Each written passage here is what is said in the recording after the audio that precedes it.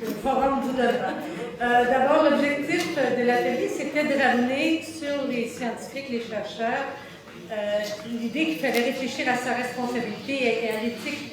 de la manière dont on fait la recherche. Donc, on a eu une présentation d'un chercheur africain qui nous a vraiment centré sur la question de la recherche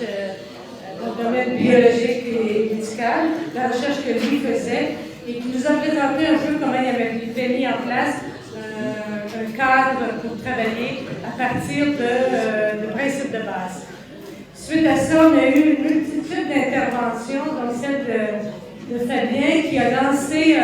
le débat sur le fait qu'il y avait différents types de chercheurs, certains qui étaient conscients,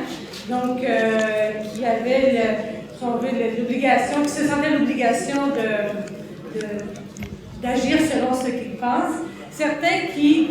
n'avaient même pas conscience d'une responsabilité particulière, donc allaient avec le courant du contexte dans lequel ils travaillent. Et il y avait les autres qui, tout en étant conscients, se sentaient obligés de faire des compromis pour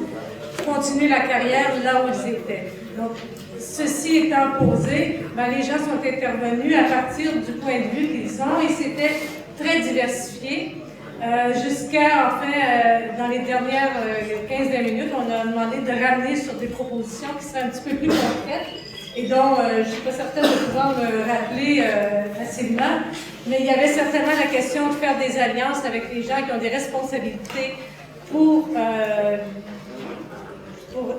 je dirais pas imposer, mais pour assurer que les principes d'éthique soient appliqués. Il y avait l'idée qu'il fallait des curriculums qui enseignent déjà tout au long des études universitaires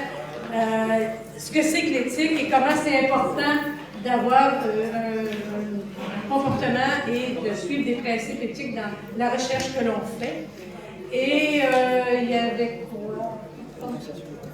Ah oui, il y avait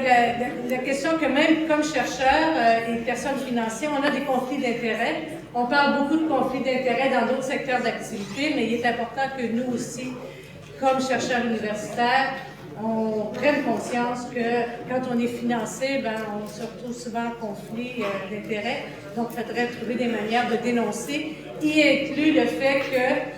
dans la communauté des chercheurs, il y avait une grande diversité de pratiques et parfois on a des collègues qui sont,